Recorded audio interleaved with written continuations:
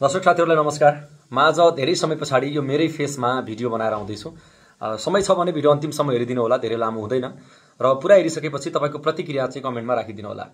सम्भवतः मलाई लाग्छ यो भिडियोमा धेरै गाली आउँछ, धेरै नेगेटिभ कमेन्टहरु आउँछ, किनभने मलाई मान्छेको मनस्थिति राम्रोसँग थाहा छ। र म आज यो कुन टपिकमा भिडियो बनाउँदैछु भने यो मैसँग रिलेटेड टपिक हो, जुन चाहिँ हाम्रो जेनजी समूहसँग रिलेटेड टपिक। र यहाँनेर पनि जेनजी समूहको अहिले पछिल्लो समयका गतिविधिहरू तपाईं हामी सबैले निहालिरहेका छौं र यहाँ चाहिँ एउटा लिडरशिपको अभाव देखियो, एउटा म्याचुरिटीको अभाव देखियो, यो आन्दोलनलाई ड्राइभ गर्ने मान्छेको अभाव देखियो भन्ने थुप्रै प्रश्नहरू पनि उठिरहेका छन् भने उता अर्कोपट्टि दिनै पिछे नयाँ नयाँ नेताहरू जन्मिरहेका छन्, जेनजी नेताहरू। अनि हरेक ठाउँमा जाने, धम्काउने, थर्काउने, कुनै सरकारी अफिसहरूमा गएर धम्काउने, थर्काउने, कर्मचारीहरूलाई थर्काउने भनेको मानौ अहिले यो जेनजी भन्ने समूह एउटा यस्तो नाम बन्यो कि जेनजी नेपालमा कुनै बेला माओवादीले त्यसरी तर्साएको थियो, त्यसैगरी यो जेनजी को नाममा केही व्यक्तिहरूले चाहिँ तर्साउने धम्काउने कामहरू गरिरहेका छन्। त्यो कुराहरूमा म, मेरो पुस्ता र मेरो सजग पुस्ता कुनै पनि हालतमा सहमत हुन सक्दैन। र अर्को सबैभन्दा महत्त्वपूर्ण आजको विषयको टपिकमै प्रवेश गरे म सिधै केही दिन अगाडि एउटा प्रेस मिटका क्रममा पत्रकार किशोर श्रेष्ठले एकजना जेनजी अभियन्ता भन्ने मान्छेलाई चाहिँ के प्रश्न गर्नुभएको थियो। उक्त प्रेस मिटपछि पत्रकार श्रेष्ठ निकै विवादमा तानिएका छन् र विवादमा तान्ने समूहलाई पनि म राम्रोसँग जान्दछु अनि विवादमा पर्ने किशोर श्रेष्ठलाई पनि म राम्रोसँग चिन्दछु। र पत्रकार श्रेष्ठको बारेमा अलिकति भन्छु, त्यसपछि म हाम्रो जेनजी अभियन्ता, जेनजी नेता साथीहरूको बारेमा पनि भन्छु। पत्रकार श्रेष्ठ तिनै व्यक्ति हुन् जसले केही समय अगाडि तत्कालीन प्रधानमन्त्री तथा एमाले अध्यक्ष केपी शर्मा ओलीलाई तपाई चाहिँ हिटलरको शैलीमा गइरहेको हो भनेर प्रश्न गरेका थिए। बाको शासनमा छोराहरूको रजाई कहिलेसम्म भन्दै एमालेका अन्य नेताहरूलाई प्रश्न गरेपछि उनको प्रेस पास नै रद्द गरिएको थियो। नेपालको इतिहासमै संसद पास निलम्बनमा पर्ने नेपालको पहिलो पत्रकार तिनै किशोर श्रेष्ठ थिए। त्यो बेलामा सबैले हाई हाई गरिरहेका थिए, सबैले ताली बजाइरहेका थिए।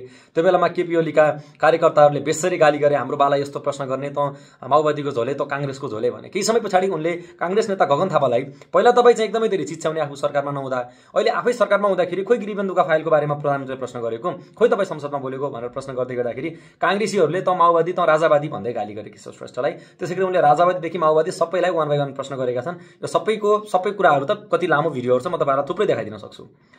र आज तिनै पत्रकार किशोर श्रेष्ठले एकजना जेनजीका नेता भनेर हिँडिरहेका छन्, तिनलाई प्रश्न गरेका रहेछन् केही दिन अगाडि एउटा प्रेस मिटमा। यो विध्वंसको यो आन्दोलनको जिम्मा चाहिँ तपाईहरुले लिनुपर्छ कि पर्दैन भन्ने प्रश्न गरेका रहेछन् एउटा।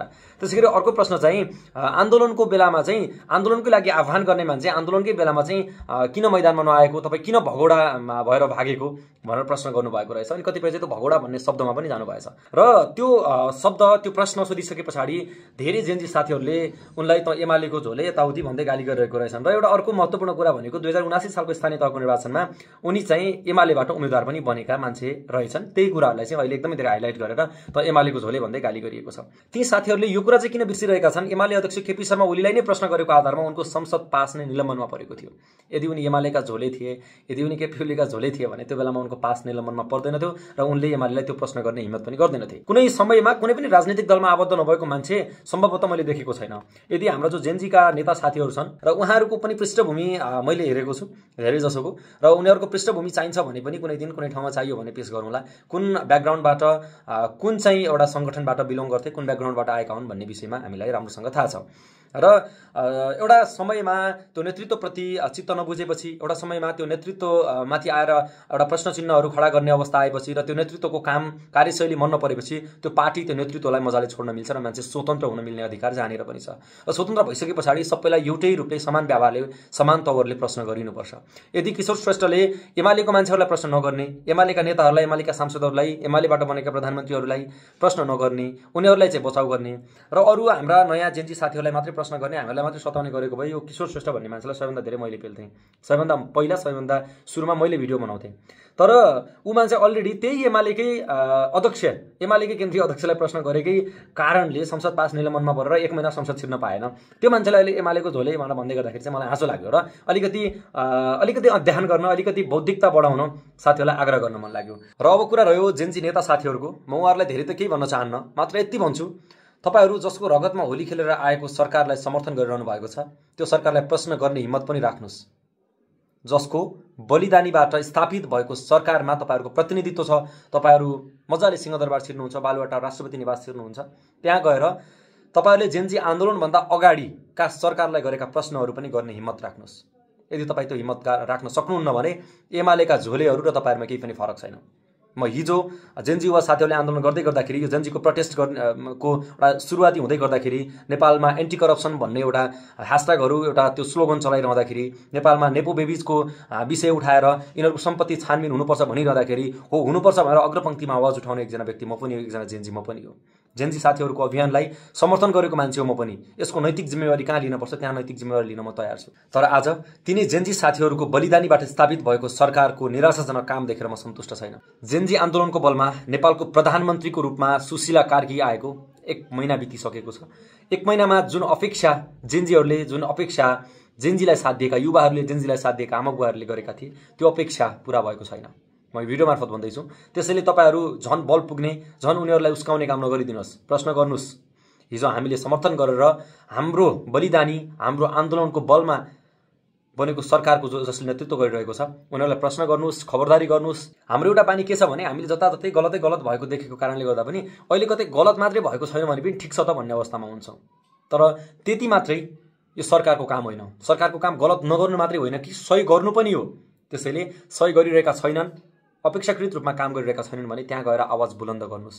तपाईँहरू म्यान्डेट पाएर जानुभएको छ, अधिकार पाएर जानुभएको छ, जेन्जीहरूको नेतृत्वमा भनेर जानुभएको छ। प्रधानमन्त्रीसँग 1 by 1 टक गर्नुहुन्छ, टेबलमा बस्नुहुन्छ, टेबल ठटाउनुहुन्छ, कर्मचारीहरूलाई गएर धम्क्याउनुहुन्छ, थर्काउनुहुन्छ। तर सबैभन्दा पहिला तपाईँ हामीलाई नेतृत्व गरेको सरकारलाई झकझकाउनुहोस्। उनीहरूलाई काम के गर्ने, कसरी गर्ने भनेर सिकाउनुहोस्। सिकाउने मान्छेलाई चाहिँ क्याबिनेटमा लिएर राख्नुहोस्। अनि तपाईँहरूमा पनि जो भएको बौद्धिक मान्छे छ उनीहरूलाई चाहिँ सही कुराहरू सहजीकरण गर्नको लागि एउटा टिमवर्क बनाएर लाग्नुहोस्। छोटो समयको लागि बनेको सरकार छ। यो छोटो समयमा जनतालाई आभास हुने गरी काम गरेर देखाउनुहोस्। र जेन्जी नेता साथीहरूलाई अनुरोध गर्न चाहन्छु, सम्हालिएर अघि बढ्नुहोस्, सम्हालिएर काम गर्नुहोस्। धाक धम्की डर त्रासले तपाईँहरू धेरै माथि पुग्नु हुँदैन। पत्रकारले प्रश्न सोधेकै भरमा उसको विरुद्धमा षड्यन्त्र गरेर लाग्ने, उसको विरुद्धमा एउटा टिमै बनाएर, एउटा ग्रुप बनाएर लाग्ने, उसलाई गाली गर्नलाई, उसको आइडी खोजी उसको परिवारमाथि अट्याक, यो तपाईँ हाम्रो नैतिकताले दिँदैन। यो तपाईँ हामी जत्तिका सजग, तपाईँ हामी जत्तिका जागरुक, तपाईँ हामी जत्तिका अरूमाथि प्रश्न गर्ने युवाहरूको बेस यो होइन, नैतिकता यो होइन। त्यसैले आफ्नो नैतिकता नभुल्नुहोस्। हिजो तपाईँ हामीले तत्कालीन समयको सरकारलाई गाली गर्न मिल्ने, हिजो तपाईँ हामीले कांग्रेस, एमाले, माओवादी लगायत थुप्रै राजनीतिक दलका नेतृत्वहरू, नेताहरूलाई गाली गर्न मिल्ने, आज तपाईँहरू जेन्जीको नेता बनेर जहाँ वार्ता गर्न जानुहुन्छ, जो जेन्जीको नेता भएर आफ्नो एउटा स्वामित्व लिएर जानुहुन्छ, तपाईँहरूलाई चाहिँ प्रश्नै गर्न नमिल्ने। तपाईँहरू कहाँको शासक हो र? कृपया यो कुराहरू दिमागमा राख्नुहोस्। उमेरले पनि तपाईँ हामी सानै छौँ। राजनीति यति न्यारो छैन, यति सानो छैन। राजनीति भनेको धेरै टाढाको कुरा हो, धेरै परको कुरा हो। त्योभन्दा पर 10 माइल टाढा राजनीति छ भने 20 माइल टाढासम्म हामीले हेरेर अगाडि बढ्नुपर्छ। तपाईँहरूलाई मैले रिक्वेस्ट गरेको, तपाईँहरूलाई मैले समयमै सजग गराएको हो। प्रश्न गर्न पाइन्छ, विरोध गर्न पाइन्छ, आन्दोलन गर्न पाइन्छ भनेर तपाईँहरूले नै सिकाएको लोकतन्त्रमा तपाईँहरू नै बाधक नबनिदिनुहोस्। यही रिक्वेस्ट गर्न चाहन्छु।